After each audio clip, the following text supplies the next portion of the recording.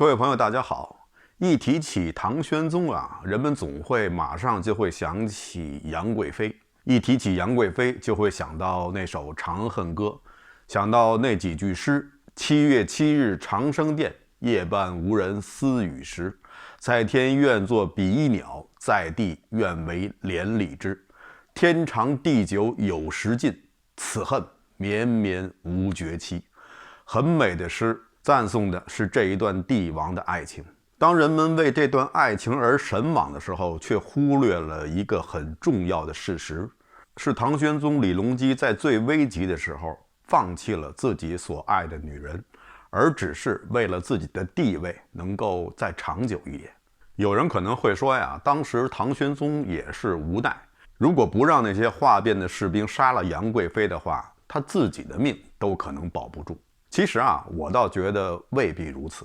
首先，我们要知道，马嵬坡之变肯定不会是一个偶发事件，在它的背后一定是有人主使，而主使的人很可能就是当时的太子李亨。冲在最前面的，直接带领士兵哗变的是当时的大将军陈玄礼。那么这两个人会不会杀了唐玄宗呢？李亨是堂而皇之的太子，他绝对不会在这时候背上一个弑君的罪名。而陈玄礼呢，在先天政变的时候就开始跟随唐玄宗李隆基，他对李隆基、对大唐一直也是忠心耿耿。他们两个人的共同目的不过就是想逼李隆基下台，让他让出权力。杨国忠是必须要杀的，而杨贵妃却未必如此。前提是李隆基必须让出权力。如果李隆基让出权力，杨贵妃就不会成为威胁。而如果他还想继续当他的皇帝，那么等到事件平息以后，受到他宠爱的杨贵妃一定会报杀兄之仇。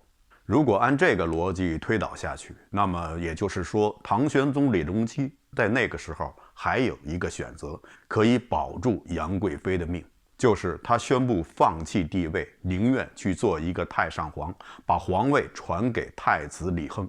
条件就是饶过杨贵妃一命，让他和杨贵妃能够远离政坛，做一个简简单单的富家翁。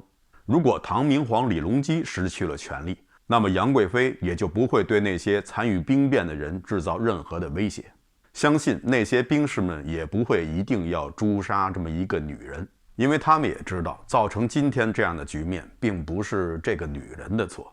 所以啊，我认为当时的唐玄宗李隆基并不是只能舍弃杨贵妃才能保命，他还有其他的选择。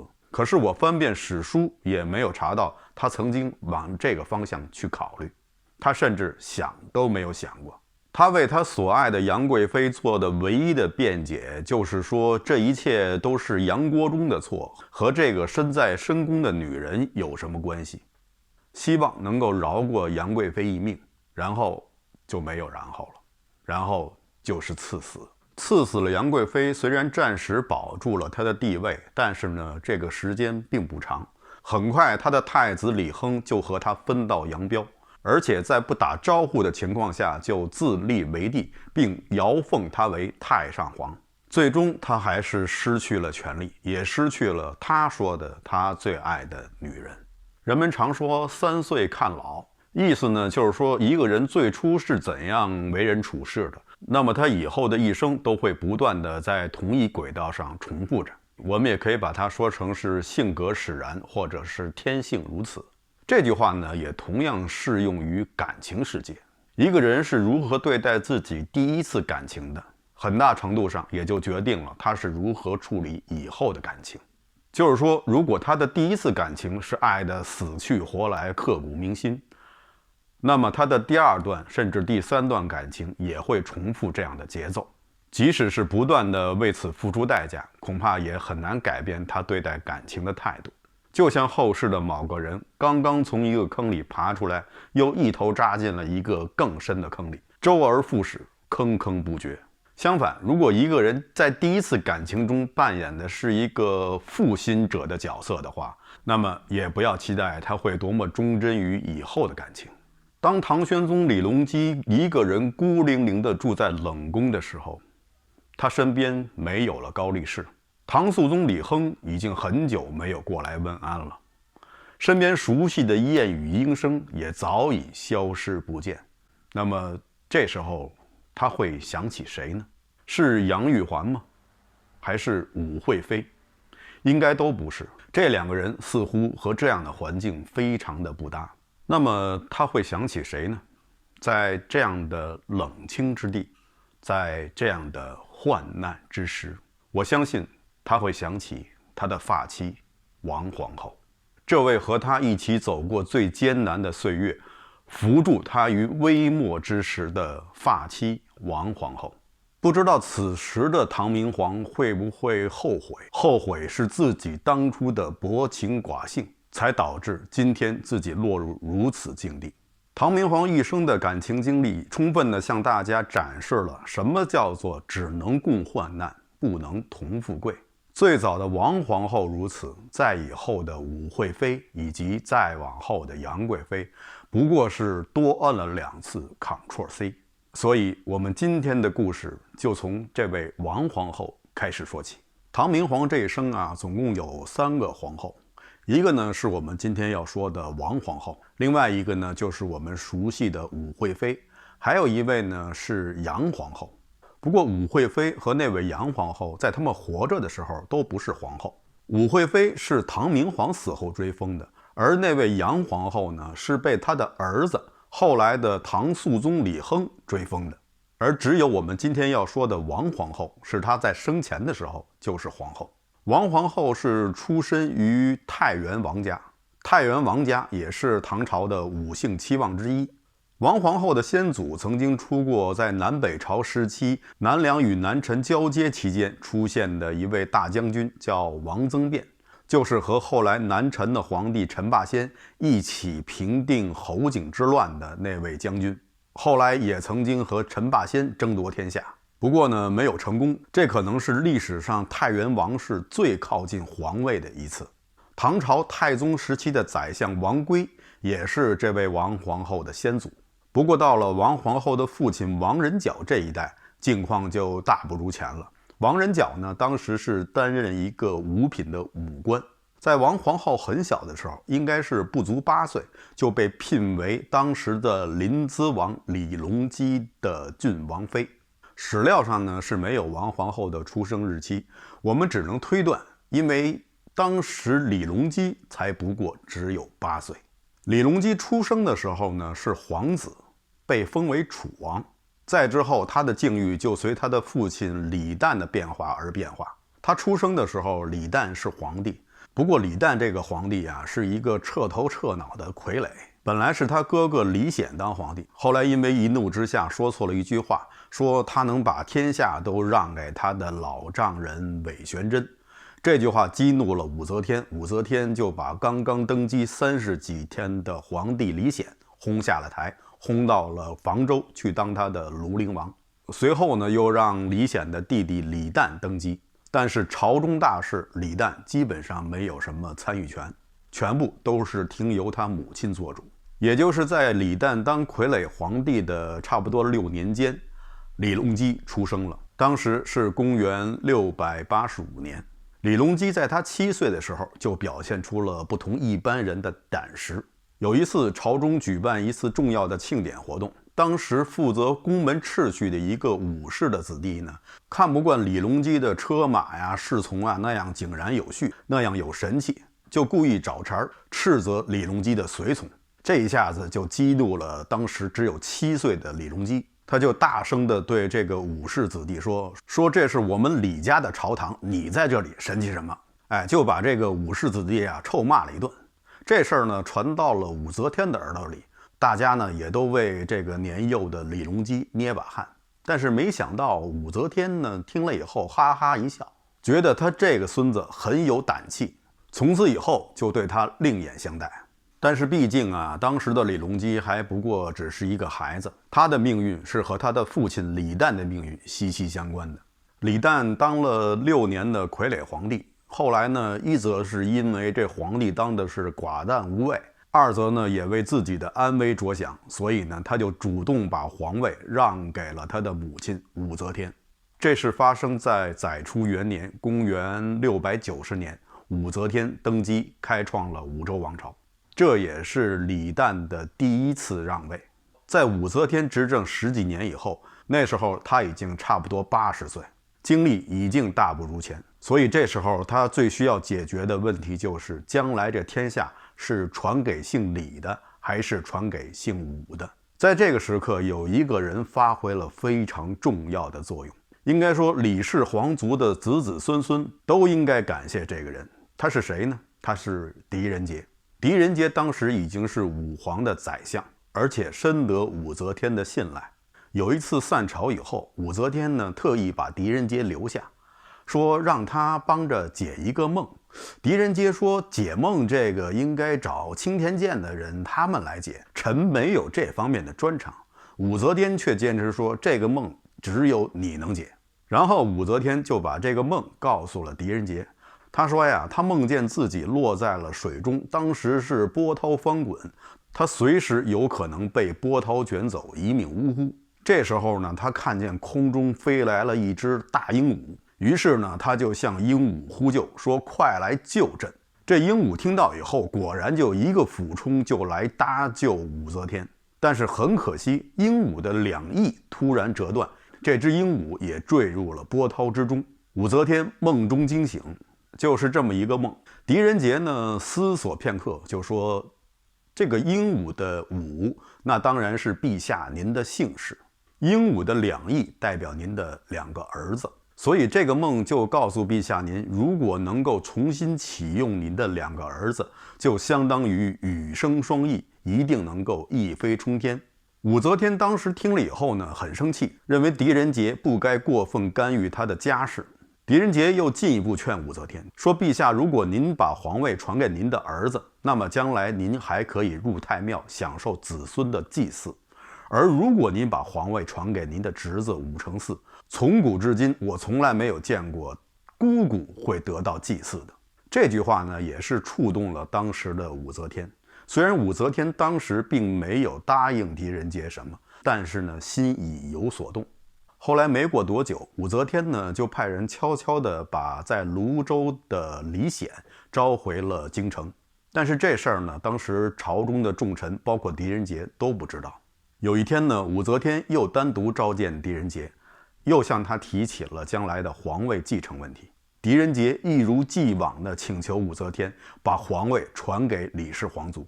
说到激烈处，狄仁杰是叩头不止，泪如雨下。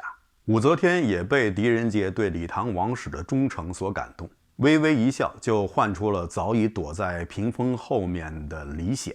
这也是武则天事先安排好的，她早就让李显躲在帐外，就是让他听听他与狄仁杰的这番对话。然后武则天就对狄仁杰说行了，说我现在就把你们的皇太子还给你们，不久就立李显为太子。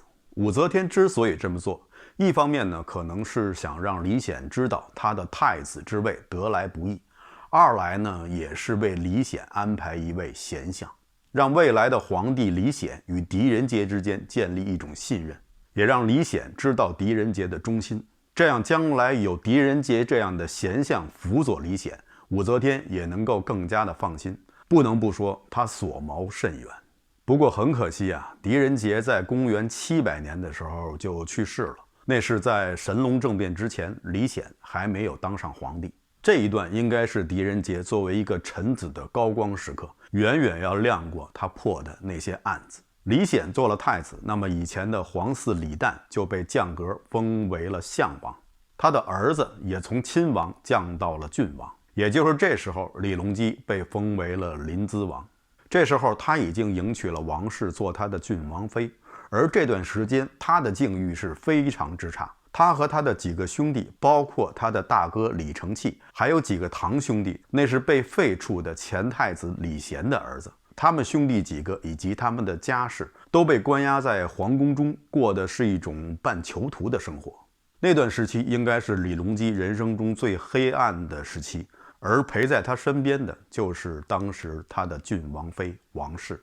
有一段时间，李隆基的日子过得是非常的拮据，甚至是在他生日的时候想吃一碗汤饼。汤饼呢，就类似于我们现在吃的面条。中国人过生日的时候吃长寿面这个习俗呢，应该是从汉朝就开始了。所以李隆基过生日的时候呢，也想吃一碗汤饼，但是居然找不到面。这时候还是他的岳父王仁角，当时他也是受李隆基的牵连，境况也是非常之惨。但是尽管如此，他还是当掉了自己身上一件崭新的外套，去当了1斗米，为李隆基做了一顿长寿面。在当时王仁角的眼里，李隆基并不是什么天皇贵胄，而只是一个孩子，他想疼爱的女婿。再后来神龙政变以后，李旦的境遇呢有了很大的改变，李隆基也开始慢慢积蓄自己的力量。而在这一过程中，长期在军队服役的王仁角以及他的儿子王守一都发挥了巨大的作用。王守一是王仁角的儿子，王守一与王皇后是异母同胞，而且是亲的不能再亲的那种。这2个人很难说是兄妹呢还是姐弟，因为他们是龙凤胎。在王氏家族的帮助下，当然了，更多的还是依靠于李隆基本身出众的才华。李隆基的势力慢慢的开始壮大，最后在唐隆政变中和太平公主携手杀死了韦皇后和安乐公主，扶李旦继位。说起来，这位太平公主应该也算是李隆基的恩师了。在如何发动政变这件事情上，太平公主对李隆基可谓是言传身教。神龙政变的时候，太平公主对李隆基说小子，你好好看着姑姑是怎么发动政变的。等到了唐隆政变的时候，太平公主又对李隆基说，小子，你现在长大了，来跟姑姑一起发动政变。先天政变的时候，这回是李隆基对太平公主说，姑姑，我已经学会了，你可以安心的去了。于是太平公主就被杀死了。说起来，在李隆基登基的道路上，他是先杀死了他的大婶韦皇后，他的堂姐安乐公主，最后又是他的亲姑姑太平公主。可以说，李隆基是当时当之无愧的妇女杀手。在唐隆政变和先天政变的过程中，李隆基背后的王室都给予了李隆基最大的支持。据《旧唐书》记载说，上将起事，颇欲密谋，赞成大业。新唐书也有类似的记载，就是说李隆基每次做大事之前都与他的夫人王氏秘密商议，王氏呢也给他出了很多的主意。由此也可以看出，王氏并不是一个简单的闺中妇人，她也是非常有谋略的，要不然的话，一向自负的李隆基也不会和他商议。而在唐隆政变发生的当天，王氏家族的主要成员像王仁角、王守一也都带着本部的人马冲杀在了最前面。唐隆政变之所以能够取得成功，王氏家族是功不可没的。终于一切的努力到了开花结果的时候，李隆基最终登基做了皇帝。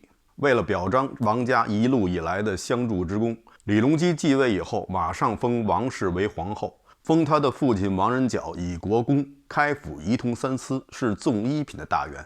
王仁角呢也是非常的识时务，在之后他并没有过度的干预朝政，而是专心于敛财，做了一个逍遥的富家翁。不过好日子没过几年就去世了。唐玄宗李隆基以高规格安葬了他的这位国丈，而且还让当时的宰相张悦撰写碑文，唐玄宗又亲自书写在石碑上。这在唐玄宗几十年的执政生涯中是唯一的一次。对他的小舅子王守一，唐玄宗也是委之以高官，而且还把自己的妹妹薛国公主嫁给了王守一。这样，王守一既是国舅，又是驸马。王守一此人呢，没有什么政治智慧，只是专心于敛财。而且在他父亲去世以后，为了他父亲坟头的高度，还和当时的大臣姚崇、宋璟发生了争执。虽然最终在唐玄宗的斡旋之下争执平息，但是呢，给世人留下了一个印象，就是这个国舅兼驸马比较狂。唐玄宗是一个非常非常有能力的帝王，说他雄才大略，至少在他的执政初期是绝不为过的。如果唐玄宗的执政生涯只到开元为止，那么我觉得他无疑可以列入中国历代君王的前3名。只可惜非常可惜，唐玄宗犯下的最大的错误就是他死得太晚了。就好比是在开元期间熬了一锅满满香喷喷的高汤，但是呢却被天宝年间的一瓢刷锅水搞得是味道全无。唐玄宗在很多方面都像极了他的曾祖父唐太宗李世民，他英明果断，能文能武，擅长谋略，而且呢又是通晓音律，擅长书法，加之他本人的外貌，史书记载又是仪表雄伟俊丽，所以在李隆基还没有登基做皇帝以前，他已经是大唐朝众多少女少妇的心中偶像，梦中情人，可以说是人见人爱，花见花开，车见车爆胎。登基以后，李隆基也没有停止在花丛中徘徊，他的后宫也很快就充斥了好几万人。人们说唐玄宗李隆基是一个革命者，我以前听人说过，革命者永远年轻，所以革命者就永远要找一个年轻的老婆。我相信这个是符合逻辑的，因为不管是在古代还是在现代，都有很多的例子不胜枚举。这时候的王皇后已经接近40岁，和李隆基的其他妃嫔相比，可以说是年老色衰。而且王皇后还有一个最大的弱点，就是她至今未曾生育，这对于皇后来说是非常非常不利的。在以前的视频节目中，我提到过崔实曾经把自己的妻子和2个漂亮的女儿送给了李隆基，这些女人呢，也不过是李隆基众多女人中的不起眼的几个。这3个人自始至终都没有任何的封号，只能算是李隆基没有名分的情妇。李隆基在做临淄王的时候就喜欢上了一个歌妓姓赵，后来登基以后还把她封为了赵丽妃，生有一个儿子叫李英，后来李英还被封为了太子。再后来就是我们熟悉的武惠妃。武惠妃是武则天的侄孙女，她从小在宫中长大，对后宫中的所有事务都是了如指掌，她非常了解如何取悦皇帝，很快就赢得了唐玄宗的专宠。武惠娘其人呢，心术不正，经常是搬弄一些是非，但是呢，居然还能够赢得李隆基的喜爱，这一点让王皇后非常的气愤，她也是颇有微词。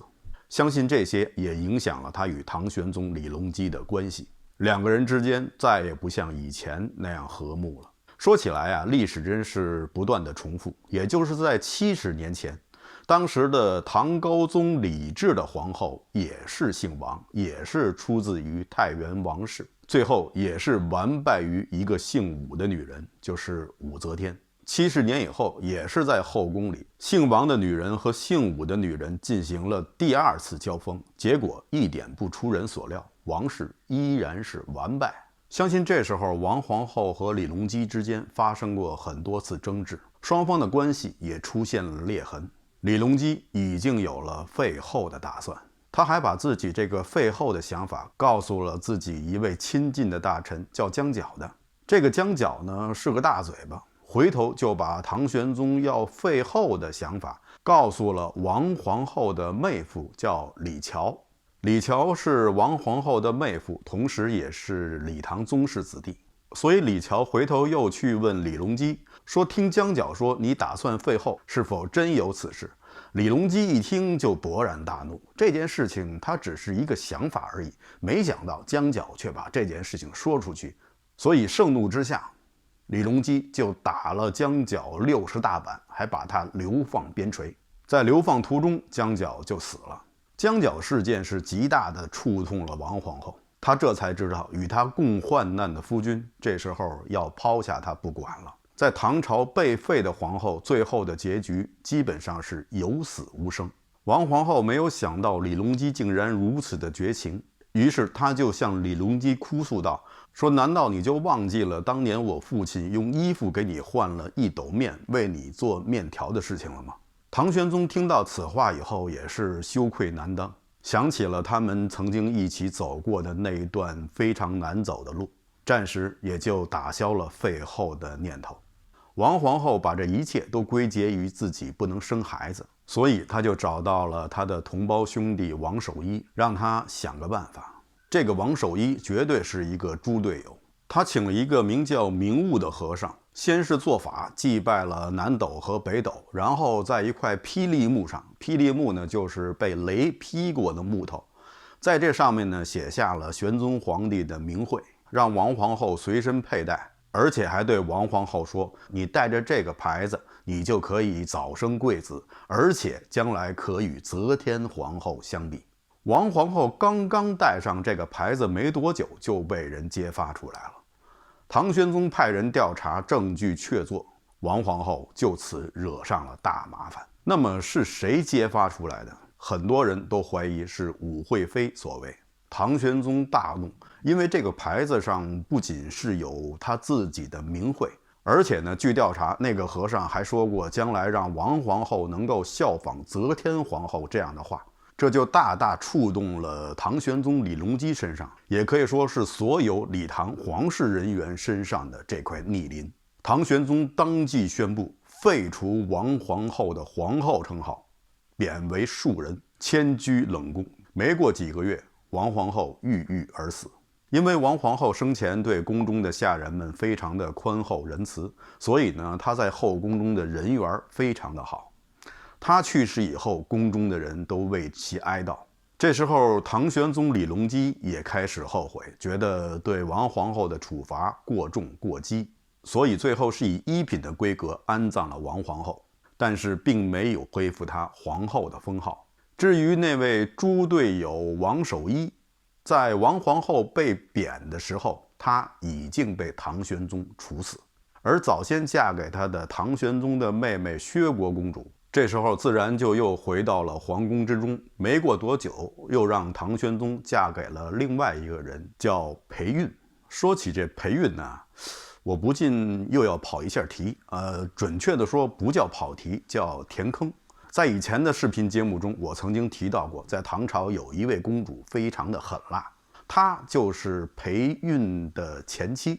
裴韵在娶薛国公主之前，她就已经是驸马了。不过她是唐中宗李显的驸马，她娶的第一任妻子就是唐中宗李显的女儿宜城公主。做了驸马，自然是不能再纳什么妾室，你只能效忠公主一人。但是裴韵觉得呢，这个可以有，可以偷偷的有，所以他就在外面纳了一个妾室。这件事情后来被宜城公主发现了，宜城公主就让人割去了这个妾室的鼻子，还把她身上的一块皮肤揭了下来，然后回府以后又把她夫君裴韵前额的一块皮肤连着头发一块割了下来，把从妾室身上揭下来的那块皮肤贴了上去。不知道这是不是历史记载中最早的换肤手术，也不知道这样的手术对后世的某一国家的美容业会不会有什么启示。但不管怎么说，当时做这个手术的医生是不会有任何的回头客的。宜城公主给她的夫君裴俊做完手术以后，还让裴俊出外见客处理公务，一时间这件事情是闹得沸沸扬扬，最后连他的父亲唐中宗李显都知道了。唐中宗李显觉得自己女儿的这个做法实在是太残暴了，于是把他和他的女婿都降了级。虽然遭此奇耻大辱，但是裴俊还是坚强地活了下去，一直熬到了宜城公主去世。他又娶了唐中宗李旦的女儿唐玄宗的妹妹薛国公主，二人婚后生下一子。这个儿子长大以后，又娶了唐玄宗的女儿永宁公主。真是想象不出李旦、李显、李隆基是多么的喜欢这个裴韵。王皇后去世以后，李隆基呢想立武惠妃为后，但是遭到了大臣们的强烈反对，最后只得作罢。武惠妃为了想让自己的儿子李瑁能够当上太子，所以呢就设奸计，使得唐玄宗李隆基一日杀三子，杀死了当时的太子李英和另外2个皇子。武惠妃因为这件事情也遭到了报应，她每天都梦见冤魂索命，最后自己是被活活的吓死。死后被唐玄宗追封为皇后。失去了武惠妃，唐玄宗是悲痛万分。但过了一段时间，他就决定要化悲痛为力量，他就把武惠妃为他的儿子李瑁亲自选定的儿媳一个叫杨玉环的女人纳入了自己的后宫，也就是后来的杨贵妃。不知道此时杨贵妃的婆婆武惠妃又该作何感想？再以后就是马嵬坡兵变，又回到了今天故事开始的那一节。白居易的《长恨歌》让唐玄宗与杨玉环的爱情惊天动地，但同时唐朝的也有另外一位诗人写了一首诗，却对他们之间的这种关系有了另外的一层解读。这个诗人叫李商隐，诗是这样写的：海外图闻更九州，他生未卜此生休。空闻胡吕传萧拓，不负羁人报小仇。此日六军同驻马，当时七夕笑牵牛。如何四季为天子，不及卢家有莫愁。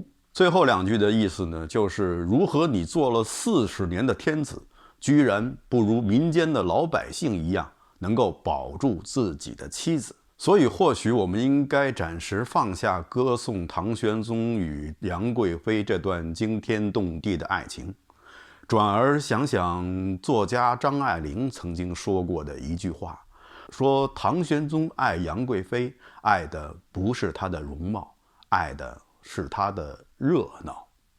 好的，以上就是本期节目的全部内容，谢谢大家收看，欢迎大家点赞订阅，咱们下期节目再见。